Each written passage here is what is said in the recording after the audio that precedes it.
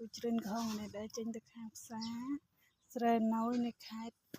sim riệp cho nên đọc cái lô con bông này ban có mong pui hàng ổn mình chỉ cà rịp trong pui bạn này bông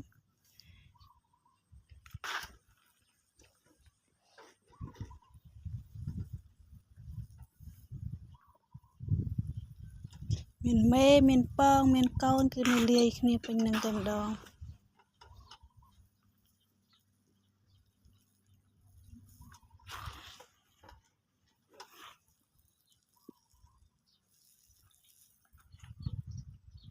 sạch này bây cho chật này cho mùi